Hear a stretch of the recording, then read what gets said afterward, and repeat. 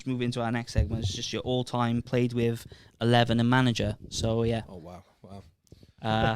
Nice easy question to follow up with. Yeah, unfortunately I haven't played for Arsenal. They'll probably all be Arsenal, won't they? So, which is a bit harsh, I've played at every level. I played in every league from what was the conference in those days to the Premier League.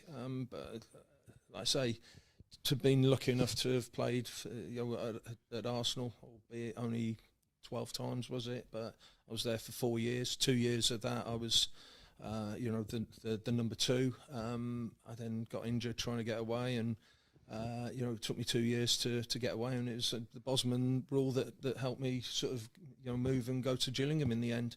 But in terms of players I've played with, goalie, I think I've already said, my number one, we called him Goalie, Dave Seaman. He was immense, great big hands, just pluck a ball out the top corner, not a problem. And the second nicest guy I've ever known in football, right, after Bob Wilson. Bob Wilson, the coach, was the nicest guy, and goalie was just lovely guy, and just proud and to have been lucky enough to work with him for those years. Yeah, that's saving against Sheffield United stands out, doesn't it? That's absolute just unreal save. Well, shot stopping in general, broad chest, massive hands. Yeah, just save everything near. Well, I'll go back to near post actually. He saved everything there, wouldn't he? Close range. Yeah, watching Arsenal as a kid growing up, he was definitely world class in my opinion. World class hair as well, to be fair. that and Natasha are probably the And Natasha, yeah. That's what bumped it down to second for you, is it? That's where I'd say he was good, but maybe not world class. Brilliant. So how about are you going to play a 4-4-2? Let's go 4-3-3. 4-3-3. Okay, mix up a bit. Controversial, but how about your back four? Back four, right back, the tough one. Some good lads. Sort of at Gillingham, Mark Patterson, great player. Ex-Derby. Just again hard side. I tell a story. How long have you got? Have you got time for stories? Yeah, we got time for stories. Love the stories. I played with Pato, and this sums Pato up. We played Millwall at Priestfield, so they called it the A2 Derby, and there was Millwall don't like anyone, do they? But there's a thing with Gillingham, they're fairly close, and a few things between the clubs. So we're playing this game, and they got a decent team. Neil Harris was up front. Was it Mark Eiffel? I can't remember. Winger, real good. Paul Eiffel? Was it Paul Eiffel? It might be, that rings a bell. Yeah, but they were a good team. I think, was it in the Champ? It might be in the Champ, or it might be in League One. We got promoted similar times, but they were a good team, and we had a real good game with them at Priestfield this one day. Anyway, there was a ball over the top, and I've come a bit too early and a bit too far, and I was never getting there. Eiffel was too quick, but it was slightly out to the side of the goal. And he's tried to chip me, so I must have been like 15, 16 yards out. I've just got fingertips on it, but the ball's rolling back towards the goal. So I'm going back towards the goal. I didn't really know, but since I realised Neil Harris is coming straight down the middle, and Pato's coming from right back, the other side of the pitch. And we've all just met about a yard off the goal line, the ball, me, Pato, and Neil Harris. The next thing I remember, I'm in the corner of the goal on the right-hand side, and I've heard something's hit me, or I've hit something. So I'm just feeling my knee. So physio comes on. It's the Millwall physio. Straight away, that's strange. Where's George, our physio? So anyway, like, are you okay? Yeah, I'm okay. I turn round. Pato is in the other side of the other corner of the goal, just having a splint put on his leg. It's obviously bad. I've obviously, like, me and him have collided like that. So I look around, and it's one of those, like, brilliant, kept it out, unbelievable, fantastic commitment, the two of you, right, great. So Pato's there, having the splint put on. He sees me, he's like, Vince, calling me over. I'm thinking, he knows that, like, it must be me that's, like, broke his leg, and he's going to have a go at me. So he's held his hand out, and he's grabbed my hand, and he's gone, did it go in? I just went, oh, you hero. That summed him up. Great lad. Brilliant, yeah. Good player. But I'm not going to pick him. I'm going to go for Lee Dixon. Top player. When you say the best I've ever played, he's the best right back probably I've ever played with. Yeah. Like I say, that's harsh on a couple of others. Do you think he's slightly not underrated? It's the wrong word, but not talked about enough as a top right back of Premier League and league football league era. With England, you've got Gary Neville. Similar players, maybe, were they? Yeah. You know what? Again, going back, I was a West Brom fan, and I idolised Derek Statham, the best left back I've ever seen. Just an absolute Rolls Royce of a player. But he never played for England because you got Kenny Sampson ahead of him, and it was like harsh. Yeah. But it was almost Kenny Sampson must have been some player because he kept Derek Statham out of the England team for years. And probably similar with Dicko and Gary Neville, or maybe I don't know, because Gary Neville's a similar type player. I don't think. I think you could have the attributes are similar. Defensively sound, both happy to get forward, both got great engines. And Dicko had quality. Could put a good ball in the box. Yeah. Probably unlucky that he didn't get more caps for England. Mm-hmm. Centre backs now then? Any centre backs? Two lined up? Well, again, I'm going to be very boring. First one, Tony Adams. You talk about a leader. He was a leader. He was Mr. Arsenal. Had his problems, obviously, well documented, and a lot of that was around the time I was there. Some of it was before, but no, just an absolute legend. You talk about legends, just full respect. Not just him, but as a person. I remember going in my first day or the first game. And I think it was his testimonial actually that day, or we played Crystal Palace at Highbury, my first ever time there. My now missus, she was my girlfriend at the time. He was there with his sisters and his family. And, come on, and they just took her. So everything about him. He was a captain. He was the club captain. He was a leader. He's everything that you want. You want a leader. He was it, and he did it for England and for Arsenal. He was Mr. Arsenal, wasn't he? He was Mr. Arsenal, yeah. Top player. Who's alongside him? I'm going to go a bit personal on this one. You might not even know the name. A guy called Alistair Robertson. Played for West Brom. Again, like I say, I was a season ticket holder as a kid at West Brom. And then my first club, Wolves, I've just signed for the club. We signed Ali Robertson from West Brom, and I'm in the dressing, and they say never meet your heroes, but he was just another, similar to Tony, a leader, a proper guy, proper hard man as well, proper hard centre half, put his head where it hurts, and he was coming to it's his latter years, but just like I say, a hero, and to be in the same dressing room and to have played with him, I'm going to go with Robbo. And again, I've got good mates. A guy, Mark Morris, a good friend of mine, moved to Bournemouth. Literally, we signed the same day at Bournemouth. He was ex Sheffield United, Wimbledon, Watford, and again, got to be probably to say he called himself an average player. He was just a great lad, and probably taught me a lot of things off the pitch as well as on it. Not all good, I have to say. Just a great guy, fearless. His nose is like that because he had it smashed that many times with elbows and. Oh no, yours is lovely. Honestly, mine looks straight, does it? Oh yeah, gun barrel, barrel straight compared to you ever see got me, but legend of a lad. And that probably just the names I'm mentioning. They're not these nice, fancy ball-playing centre-halves nowadays. They're proper centre-halves in proper times, shall I say. Yeah. I told you I was old school, didn't I? Yeah, that's good.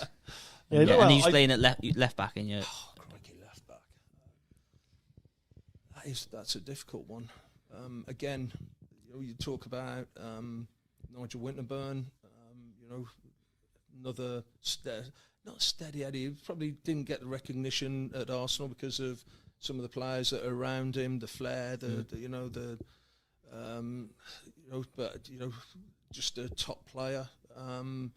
Someone like Andy Thompson at Wolves again. I played for Wolves at Chorley in the FA Cup. I was a young lad, and I was thrown in the deep end, and we lost at Chorley. It was the lowest Wolves ever got. Lower than anything. They were nearly out of existence. And I remember Graham Turner, the manager, he came on the coach after the game, and he said, "Lads, don't worry, this club's on the up tomorrow. We're signing 2 players." And Andy Thompson was one of those players. Left back, long throw, another great character, and saw Wolves through the 4th division, 3rd division, into the Championship, and they're in the Premier League now because of the likes of Tomo and Ali Robertson, Robbie Dennis, and people like that. And I might mention another name later on. But just to be different, let's go Tomo. Okay. Was you at what about Ashley Cole? Was you at the Arsenal around the same time as him? I didn't think I was. And then the joys of social media, about 6 months ago, someone posted on Facebook a reserve team sheet from Highbury from an Arsenal reserve game, and I'm in the team, and at number 3 was a very young Ashley Cole, so he must have been in the youth. I think he was in the youth team. Clearly didn't stand out that game. Is it? Obviously not to me. Who's that? Ashley who? I think he mentioned that he played with me in one game. Yeah. Again, Arsenal had a lot of talent coming through, so a lot of good young kids. He was probably like 15, 16, was he? Something like that. Yeah. Okay. Into midfield. So you're 3 in midfield. Who's your midfield 3? Well, let's start right side. Let's go Ray Parlour. Ray Parlour, yeah. Seems like a character. Great character. Some stories with Ray. While we're there after, I've done trips, with the PFA and Masters football and stuff like that with Ray. He's just, he's everything he is. You see him on the telly, you see him on his, his social media pages, his Jaeger bomb. He's a bit over the top with some of it, but that's just what he is. He loves life and still in great shape though, isn't he, as well? Oh yeah, and that's the bit I don't think people realise. He was fit. He could run all day. He was a machine. Dicko was probably the same, and his energy up and down. You look at the players now, and probably the one criticism, and again, myself, I'd struggle to play nowadays because of the professionalism. I love playing, but I loved like relaxing after a game. I loved going out on a Saturday night with the wife or the lads or whatever. Nowadays I don't think they can relax in the same way. And I wonder if someone like Ray, if he was like, one of the players nowadays that live the life, the professionalism. How good could he be now? He was some player then. I'm sure he'd be some player now.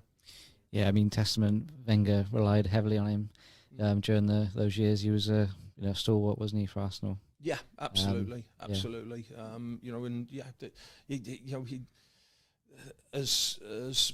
Arsenal transformed from the George Graham into the Wenger, Ray. He was one of the. Well, they all did really. The longevity of Steve Bold and Tony, and but I think Ray was probably one that he sort of gave more years than anyone else. Yeah. Okay. Who's your other 2 alongside Ray? Struggling now, I'm sure. I didn't actually play with Patrick Vieira, but he came to Arsenal. I think he was there for 12, 18 months, after as I was trying to get away. And I think the first 9 months, he just sat on the physio table. He was injured. Was it AC Milan he came from? And he was on the treatment table, and everyone was like, what have we signed here? But even then, he had an aura and just an unbelievable guy. And then the first day you saw him in training on that pitch, and it was like, oh, my God. And, I've met him a few times, and you don't remember? Yes, of course I remember you. And, again, and these top players, most of them are just real sound blokes as well, and just a legend. So just to have been at the same club as I'm going to claim that one. Good. And the aura the guy had, and you talk about world class players. He was a world class player. Yeah.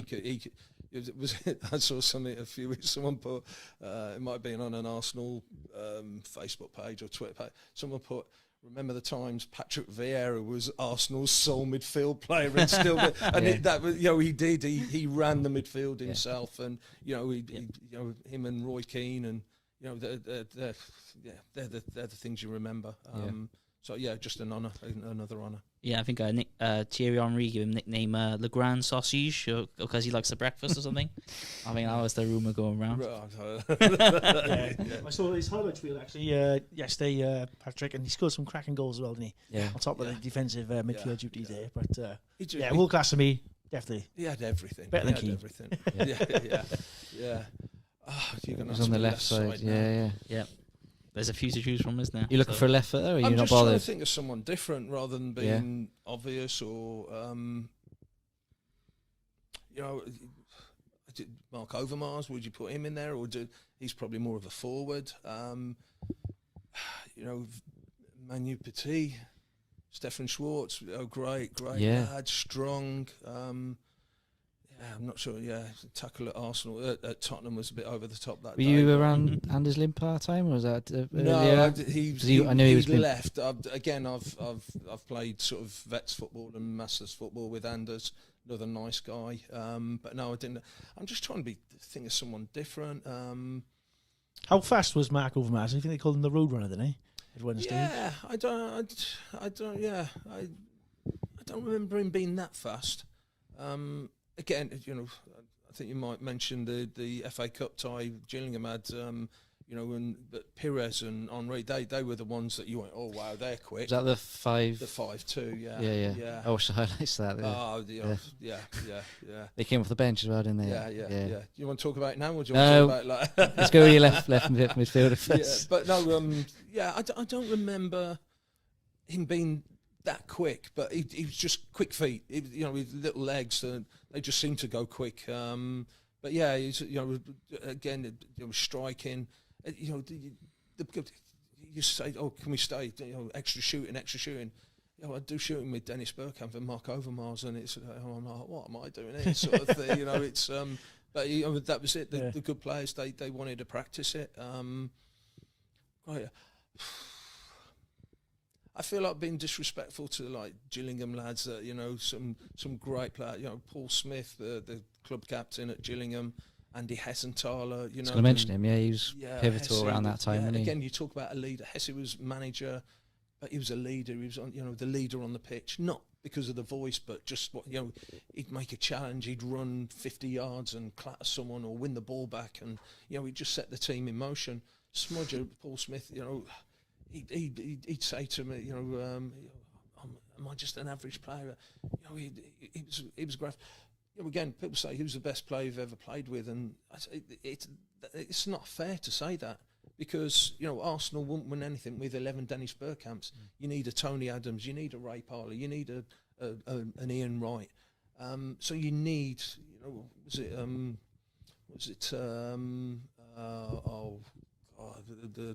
the hod carrier type, who said that? Cantona. Okay. Did he say that about? Did Cantona say that about? He's called him someone the hod carrier. Was it Roy Keane or something? Not sure. But it's that that sort of midfielder just do the horrible stuff. We call him a 4 now or a sitting midfield CDM. Yeah. That sort of player. So go on, just let's get a Gillingham player. Let's say Smudger. Yeah. Okay. Cool. Yeah. Was your side? You can pick. He'll be happy with me. So. So what about your front three then? Right, front three. Probably. I'm lucky again to have played. Like Gills, Bob Taylor, Carlos Saba. Ife Nora, Andy Thompson, gave him he scored the winning goal at Wembley, which gave us the best day of our lives. But I'm not going to pick any of them. I'm going to be really boring. Dennis Bergkamp, unbelievable talent, unbelievable what he could do with the ball. And we talk about consistent every single day in training. His touch, his passing, his little tricks, his little skills, his finishing. Dennis, absolutely. However, Righty has got to be in because he's the best finisher I've ever seen. Just naturally, just open the body, finding the bottom corner. Love Righty to bits. So he's in the team. And then I'm going to go Steve Bull as well. Talk about, was he world class? But he was that. Yeah, Graham Mr. Turner, Walls, wasn't he?